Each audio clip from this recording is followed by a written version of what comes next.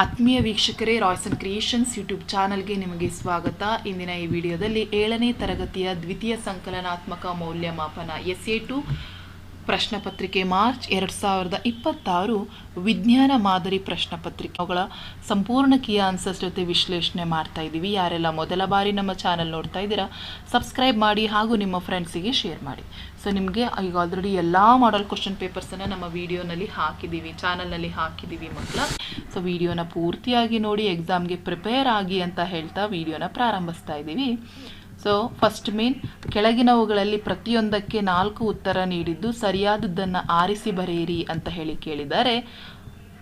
ಮೊದಲನೇ ಪ್ರಶ್ನೆ, ನಾಡಿ ಮಿಡಿತವನ್ನು ವ್ಯಕ್ತಪಡಿಸುವ ದರವೇ ಅಂತ ಕೇಳಿದ್ದಾರೆ. ನಾಡಿ ಮಿಡಿತವನ್ನು ವ್ಯಕ್ತಪಡಿಸುವ ದರ ನಾಡಿ ಮಿಡಿತದ ದರವೇ ಆಗಿರ್ತದೆ. ಸೊ ಇಲ್ಲಿ 4 ಆಪ್ಷನಲ್ಲಿ ಆಪ್ಷನ್ ಎ ನಾಡಿ ಮಿಡಿತದ ದರ ಇದ್ದ ರೈಟ್ ಆನ್ಸರ್. ಎರಡನೇ ಪ್ರಶ್ನೆ, ವೃತ್ತೀಯ ಪದದಲ್ಲಿ ಚಲಿಸುತ್ತಿರುವ ಒಂದು ವಸ್ತು ಎ ಬಿಂದುವಿನಿಂದ ಆರಂಭಿಸಿ ಪುನಃ ಎ ಬಿಂದುವಿಗೆ ಮರಳಿದರೆ ಅದರ ಚಲಿಸಿದ ದೂರ ಏನಾಗಿರುತ್ತೆ? ಸೊ ಇಲ್ಲಿ ನೋಡಿ πr² 2πr πrd π ಅಂತ ಕೊಟ್ಟಿದ್ದಾರೆ. ಸೊ ವೃತ್ತೀಯ ಪಥದಲ್ಲಿ ಏನು ಮಾಡ್ತಾ ಇದೆ, ಒಂದು ವಸ್ತು ಎ ಇಂದ ಆರಂಭಿಸಿ ಪುನಃ ಎಗೆ ಬರ್ತಾ ಇದೆ. ಸೊ ಅಲ್ಲಿ ಸ್ಥಾನಪಲ್ಲಟ ಏನಾಗಿರುತ್ತೆ, 0 ಆಗಿರುತ್ತೆ. ಅದರಲ್ಲಿ ಚಲಿಸಿದ ದೂರ ಇದೆ. ಚಲಿಸಿದ ದೂರ ಹೇಗೆ ಕಂಡುಹಿಡಿತೀರಾ? ಸೊ ವೃತ್ತದ ಪರಿಧಿ, ನಾವು ವೃತ್ತದ ಪರಿಧಿಯನ್ನು ಕಂಡುಹಿಡಿಬೇಕು ಅಂತ ಹೇಳಿದ್ರೆ 2πr ಸೂತ್ರ. ಹಾಗಾಗಿ option B 2πr is the answer. ಮೂರನೇ ಪ್ರಶ್ನೆ, ಈ ಚಿತ್ರದಲ್ಲಿ ವಿದ್ಯುತ್ ಮಂಡಲದಲ್ಲಿ ಸ್ವಿಚ್ನಂತೆ ಯಾವ ವಸ್ತುವನ್ನು ಬಳಸಲಾಗಿದೆ ಅಂತ ಹೇಳಿ ಕೇಳಿದ್ದಾರೆ. ಸೊ ಇಲ್ಲಿ ನೋಡಿ ಬ್ಯಾಟ್ರಿ, ಬಲ್ಬ್, ಬೀಗದಕಿ, ವಿದ್ಯುತ್ ಅಂತ ಕೊಟ್ಟಿದ್ದಾರೆ. ನೋಡಿ ಸ್ವಿಚ್ನ ಬದಲಿಗೆ ಸ್ವಿಚ್ನಂತೆಯೇ ಒಂದು ವಸ್ತುವನ್ನು ಬಳಸಿದ್ದಾರೆ. ಅದೇನಾಗಿದೆ, ಅದು ಕೀ ಆಗಿರ್ತದೆ ಮಕ್ಕಳ. ಹಾಗಾಗಿ ಅದನ್ನು ಬೀಗದ ಕೀ ಅಂತ ಹೇಳಿ ನಾವು ಕರಿತೀವಿ. Option C is the right answer. Next, ಸೂಕ್ಷ್ಮದರ್ಶಕಗಳಲ್ಲಿ ಬಳಸುವ ಮಸೂರ ಅಂತ ಕೇಳಿದರೆ ಅದು ಪೀನ ಮಸೂರವಾಗಿರ್ತದೆ. ಯಾವ ಮಸೂರವನ್ನು ಬಳಸಲ್ಲ, ಪೀನ ಮಸೂರವನ್ನು ಬಳಸುವಂಥದ್ದು. Option D is the right answer. Next second main, ಖಾಲಿ ಬಿಟ್ಟಿರುವ ಜಾಗವನ್ನು ಸರಿಯಾದ ಉತ್ತರಗಳಿಂದ ಭರ್ತಿ ಮಾಡಿ ಅಂತ ಹೇಳಿ ಕೇಳಿದ್ದಾರೆ. ಮೊದಲನೇ ಪ್ರಶ್ನೆ, ಸಸ್ಯಗಳ ಸಂತಾನೋತ್ಪತ್ತಿಯಲ್ಲಿ ಪಕ್ಷಿಗಳು ಹಾಗೂ ಗಾಳಿಗಳಿಂದ ಡ್ಯಾಶ್ ಪ್ರಸರಣವಾಗುತ್ತದೆ ಅಂತ ಹೇಳಿ ಕೇಳಿದರೆ. ಸೊ ಅದು ಬೀಜಗಳು, ಪ್ರಾಣಿಗಳು ಮತ್ತು ಇದರಿಂದ ಬಿಡುಗಡೆ ಆಗುವಂಥದ್ದು ಏನಾಗಿರ್ತದೆ, ಬೀಜಗಳು. ಹಾಗಾಗಿ ಬೀಜ ಅಂತ ಹೇಳಿ ಬರೀಬೇಕು. ನೆಕ್ಸ್ಟ್ ಎರಡನೇದು, ಸಮಯವನ್ನು ಅಳೆಯುವಂತಹ SI ಏಕಮಾನ ಕೇಳಿದರೆ ಅದು ಸೆಕೆಂಡ್ಸ್ ಅಂತ ಹೇಳಿ ಬರೀಬೇಕು. Seconds is the SI unit. Next, ಕಾಡುಗಳು ಡ್ಯಾಶ್ನ ಸವೆತವನ್ನು ತಡೆಗಟ್ಟುತ್ತವೆ, ಮಣ್ಣಿನ ಸವೆತ. ಸೊ ಮಣ್ಣಿನ ಸವೆತ ಅಂತ ಬರೀರಿ. ನೆಕ್ಸ್ಟ್, ವಿಶ್ವ ಜಲ ದಿನವನ್ನು ಡ್ಯಾಶ್ ರಂದು ಆಚರಿಸಲಾಗ್ತದೆ. ಮಾರ್ಚ್ 22 ನಾವು ವಿಶ್ವ ಜಲ ದಿನ ಅಂತ ಹೇಳಿ ಆಚರಿಸಲಾಗ್ತದೆ. ನೆಕ್ಸ್ಟ್ ಥರ್ಡ್ ಮೇನ್, ಸೊ ಇಲ್ಲಿ ನಮಗೆ ಒಂದು ಪದ ಅಥವಾ ವಾಕ್ಯದಲ್ಲಿ ಬರೀಲಿಕ್ಕೆ ಕೊಟ್ಟಿದ್ದಾರೆ. ಮೊದಲನೇ ಪ್ರಶ್ನೆ, ಹೂವಿನ ಗಂಡು ಸಂತಾನೋತ್ಪತ್ತಿಯ ಭಾಗವನ್ನು ಏನಂತ ಹೇಳಿ ಕರೀತಾರೆ? ಸೊ ಅದನ್ನು ಕೇಸರ ಅಥವಾ ಸ್ಟೆಮನ್ ಅಂತ ಹೇಳಿ ಕರಿತೀವಿ. ಹಾಗಾಗಿ ಕೇಸರ ಅಂತ ಹೇಳಿ ಬರೀಬೇಕು. ನೆಕ್ಸ್ಟ್, ಬೆಳಕಿನ ಮೂಲ ಯಾವುದು? ಸೂರ್ಯ ಆಗಿರ್ತಾನೆ. ಹಾಗಾಗಿ ಬೆಳಕಿನ ಮೂಲ ಸೂರ್ಯ ಅಂತ ಬರೀರಿ. ನೆಕ್ಸ್ಟ್ ಮೂರನೇ ಪ್ರಶ್ನೆ, ನಾವು ತ್ಯಾಜ್ಯಗಳನ್ನು ಜಲಮೂಲಗಳಿಗೆ ಎಸೆದರೆ ಏನಾಗ್ತದೆ? ಸೊ ಆಬ್ವಿಯಸ್ಲಿ ಜಲಮೂಲಗಳ ಹೆಸರು ಜಲಮಾಲಿನ್ಯ ಆಗ್ತದೆ. ಅಷ್ಟೇ, ಒಂದೇ ವಾಕ್ಯದಲ್ಲಿ ಕೇಳಿರೋದ್ರಿಂದ ಜಲಮಾಲಿನ್ಯ ಉಂಟಾಗ್ತದೆ ಅಂತ ಹೇಳಿ ಬರೀರಿ.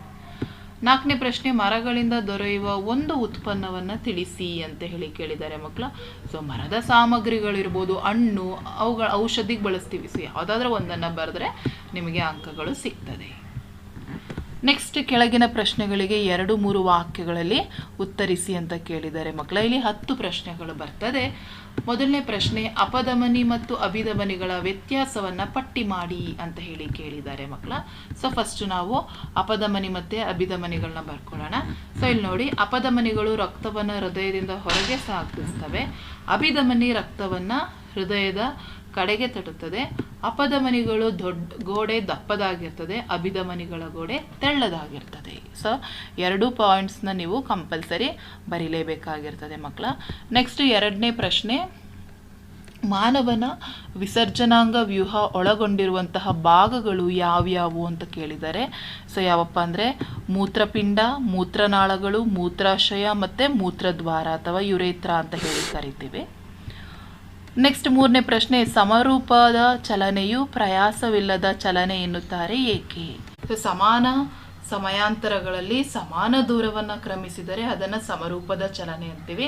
ಇದರಲ್ಲಿ ವೇಗ ಸ್ಥಿರವಾಗಿರೋದ್ರಿಂದ ಹೆಚ್ಚು ಪ್ರಯಾಸ ಆಗೋದಿಲ್ಲ. ನೆಕ್ಸ್ಟ್ 4ನೇ ಪ್ರಶ್ನೆ, ಒಂದು ಸೈಕಲ್ 20 ನಿಮಿಷಗಳಲ್ಲಿ 5 ಕಿಲೋಮೀಟರ್ ದೂರ ಚಲಿಸುತ್ತದೆ. ಸೊ ಸರಾಸರಿ ಜವವನ್ನು ಕೇಳಿದ್ದಾರೆ. ಸೊ ನಮಗಲ್ಲಿ ಸರಾಸರಿ ಜವವನ್ನು ಕಂಡುಹಿಡಿಯೋ ಸೂತ್ರ ಗೊತ್ತಿದೆ ಮಕ್ಕಳ. ಫಸ್ಟ್ ಬರ್ಕೊಳ್ಳೋಣ. ಏನೇನು ಕೊಟ್ಟಿದ್ದಾರೆ? ದೂರ 5 ಕಿಲೋಮೀಟ್ರು, ಸಮಯ 20 ನಿಮಿಷ. ಸೊ 20 ನಿಮಿಷ ಇರೋದನ್ನು ನಾವು ಗಂಟೆಗೆ ಕನ್ವರ್ಟ್ ಮಾಡ್ಕೊಳ್ಳೋಣ. ಸೊ ಹಾಗಾಗಿ 20/60 ಮಾಡಿದ್ರೆ ವಿಲ್ ಗೆಟ್ 1/3 ಅವರ್ಸ್. ಸೊ ಹಾಗಾಗಿ ನಮಗೆ ಜವಕ್ಕೆ ಸೂತ್ರ ಗೊತ್ತಿದೆ. ಕ್ರಮಿಸಿದ ದೂರ ಡಿವೈಡೆಡ್ ಬೈ ತೆಗೆದುಕೊಂಡು ಕಾಲ. ಹಾಗಾಗಿ 5/1/3 ಮಾಡಿದ್ರೆ 15 ಕಿಲೋಮೀಟರ್ ಪರ್ ಅವರ್ ಆಗ್ತದೆ. ಹಾಗಾಗಿ ಗಂಟೆಗೆ 15 ಕಿಲೋಮೀಟರ್ ಸ್ಪೀಡಲ್ಲಿ ಅದು ಹೋಗ್ತಾ ಇದೆ. 5ನೆಯ ಪ್ರಶ್ನೆ, ವಿದ್ಯುತ್ ಸ್ಟವ್ಗಳಲ್ಲಿ ನೈಕ್ರೋಮ್ ತಂತಿಯನ್ನು ಬಳಸುತ್ತಾರೆ ಏಕೆ ಅಂತ ಹೇಳಿ ಕೇಳಿದ್ದಾರೆ. ಯಾಕೆಂತ ಹೇಳಿದ್ರೆ ನೈಕ್ರೋಮ್ ಹೆಚ್ಚು ಪ್ರತಿರೋಧ ಅಥವಾ ರೋಧವನ್ನು ಹೊಂದಿದೆ. ಇದಕ್ಕೆ ಹೆಚ್ಚಿನ ಕರಗುವ ತಾಪಮಾನವಿದೆ, ಆದ್ರಿಂದ ಹೆಚ್ಚು ಉಷ್ಣ ಉತ್ಪತ್ತಿ ಮಾಡ್ತದೆ. ನೆಕ್ಸ್ಟ್ 6ನೇ ಪ್ರಶ್ನೆ, ಉಷ್ಣ ಪರಿಣಾಮದ ಅನ್ವಯ ಕೆಲಸ ಮಾಡುವಂತಹ 2 ಉಪಕರಣಗಳನ್ನು ಪಟ್ಟಿ ಮಾಡಿ ಅಂತ ಹೇಳಿ ಕೇಳಿದ್ದಾರೆ. ಸೊ ಒಂದು ವಿದ್ಯುತ್ ಇಸ್ತ್ರಿ ಪೆಟ್ಟಿಗೆ, ವಿದ್ಯುತ್ ಹೀಟರ್, ಟೋಸ್ಟರು, ವಿದ್ಯುತ್ ಸ್ಟವ್, ವಿದ್ಯುತ್ ಗೀಸರ್ ಇತ್ಯಾದಿ.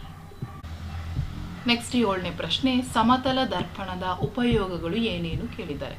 ಸೊ ನಮ್ಮ ಪ್ರತಿಬಿಂಬವನ್ನು ನೋಡಲು, ಅಲಂಕಾರವನ್ನು ಮಾಡಿಕೊಳ್ಳಲು ಸೂಕ್ಷ್ಮದರ್ಶಕಗಳಲ್ಲಿ, ಅಂಗಡಿಗಳಲ್ಲಿ, ಕ್ಷೌರ ಅಂಗಡಿಗಳಲ್ಲಿ ಇದನ್ನು ಬಳಸಲಾಗ್ತದೆ. 8ನೇ ಪ್ರಶ್ನೆ, ಸ್ಟೇನ್ಲೆಸ್ ಸ್ಟೀಲ್ ತಟ್ಟೆಯಲ್ಲಿ ಕಾಣುವ ಪ್ರತಿಬಿಂಬವು ನೇರ ಮತ್ತು ವಸ್ತುವಿನ ಗಾತ್ರದಷ್ಟೇ ಇರುತ್ತದೆ ಏಕೆ ಅಂತ ಹೇಳಿ ಕೇಳಿದ್ದಾರೆ. ಯಾಕೆ ಅಂತ ಹೇಳಿದರೆ ಸಮತಲ ದರ್ಪಣದಂತೆ ಸ್ಟೇನ್ಲೆಸ್ ಸ್ಟೀಲ್ ತಟ್ಟೆ ಕಾರ್ಯನಿರ್ವಹಿಸುತ್ತದೆ. ಸಮತಲ ದರ್ಪಣ ನೇರ ಹಾಗೂ ವಸ್ತುವಿನ ಗಾತ್ರದಷ್ಟೇ ಪ್ರತಿಬಿಂಬವನ್ನು ಉಂಟು ಮಾಡುತ್ತದೆ. ನೆಕ್ಸ್ಟ್ 9ನೆಯ ಪ್ರಶ್ನೆ, ಜವಾಬ್ದಾರಿಯುತ ವ್ಯಕ್ತಿಯಾಗಿ ನಾವು ಚರಂಡಿ ನೀರಿನ ತ್ಯಾಜ್ಯಗಳನ್ನು ಹೇಗೆ ಕಡಿಮೆ ಮಾಡಬಹುದು ಅಂತ ಹೇಳಿ ಕೇಳಿದ್ದಾರೆ ಮಕ್ಕಳ. ಸೊ ಚರಂಡಿಯ ತ್ಯಾಜ್ಯ ಕಡಿಮೆ ಮಾಡುವ ವಿಧಾನಗಳು, ಮೊದಲನೇದು ಘನ ತ್ಯಾಜ್ಯವನ್ನು ಚರಂಡಿಗೆ ಹಾಕಬಾರದು, ನೀರನ್ನು ಮಿತವಾಗಿ ಬಳಸಬೇಕು. ನೆಕ್ಸ್ಟ್ ಚರಂಡಿ ನೀರಿನಲ್ಲಿರುವಂತಹ ಕಲ್ಮಶದಲ್ಲಿ ಹೇಗೆ ವರ್ಗೀಕರಿಸ್ಬೋದು. ಸೊ ಯಾವ ರೀತಿ ವರ್ಗೀಕರಿಸ್ತೀವಿ ಅಂದರೆ ಭೌತಿಕ ಕಲ್ಮಶಗಳು, ರಾಸಾಯನಿಕ ಕಲ್ಮಶಗಳು, ಜೈವಿಕ ಕಲ್ಮಶಗಳು. ಸೊ ಈ ರೀತಿ 3 ಭಾಗಗಳನ್ನಾಗಿ ನಾವು ವಿಂಗಡಿಸಿ ಅದನ್ನು ಸಪ್ರೇಟ್ ಮಾಡಲಾಗ್ತದೆ. ನೆಕ್ಸ್ಟ್ 5th ಮೇನ್, ಕೆಳಗಿನ ಪ್ರಶ್ನೆಗಳಿಗೆ 4-5 ವಾಕ್ಯಗಳಲ್ಲಿ ಉತ್ತರಿಸಿ ಅಂತ ಕೇಳಿದರೆ ಇಲ್ಲಿ 2 ಪ್ರಶ್ನೆಗಳು ಬರ್ತದೆ. ಮೊದಲನೇ ಪ್ರಶ್ನೆ, ಪ್ರಕೃತಿಯ ಸಮತೋಲನದಲ್ಲಿ ಕಾಡುಗಳ ಪಾತ್ರವನ್ನು ವಿವರಿಸಿ ಅಂತ ಹೇಳಿ ಕೇಳಿದ್ದಾರೆ.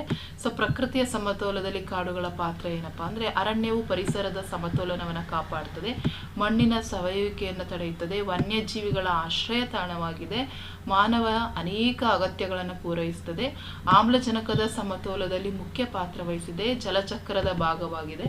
ಹಾಗಾಗಿ ನಾವು ಮಾನವನ ಅಗತ್ಯಗಳಿಗಾಗಿ ಅರಣ್ಯ ನಾಶವನ್ನು ತಪ್ಪಿಸಬೇಕಾಗಿದೆ, ಮರಗಳನ್ನು ನೆಟ್ಟು ಅರಣ್ಯಗಳನ್ನು ಬೆಳೆಸಬೇಕಾಗಿದೆ.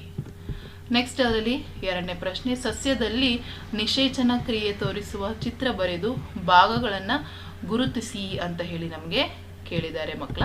ಸೊ ಅದಕ್ಕೆ ಸರಿಯಾಗಿರುವಂತಹ ಉತ್ತರ ಇಲ್ಲಿ ನೋಡಿ. ಸೊ ಇಲ್ಲಿ ನೋಡಿ, ಭಾಗಗಳನ್ನು ಗುರುತಿಸಬೇಕು. ಸೊ ಶಲಾಕಾಗ್ರ, ಶಲಾಕ ನಳಿಕೆ, ಅಂಡಾಶಯ, ಅಂಡಾಣು, ಪರಾಗರೇಣು, ಪರಾಗದ. ಸೊ ಅದಷ್ಟನ್ನು ನಾವಿಲ್ಲಿ ಗುರುತಿಸ್ಬೇಕಾಗ್ತದೆ ನೋಡಿ. ಇದಿಷ್ಟು ಈ ರೀತಿ ನೀವು ಚಿತ್ರವನ್ನು ಬರೆದು ಪ್ರತಿಯೊಂದನ್ನು ಭಾಗಗಳನ್ನು ಗುರುತಿಸಿದ್ರೆ ನಿಮಗೆ ಕಂಪ್ಲೀಟಾಗಿ 4 ಅಂಕಗಳು ಸಿಗ್ತದೆ ಮಕ್ಕಳ. ಹಾಗಾಗಿ ವೆರಿ ಇಂಪಾರ್ಟೆಂಟ್.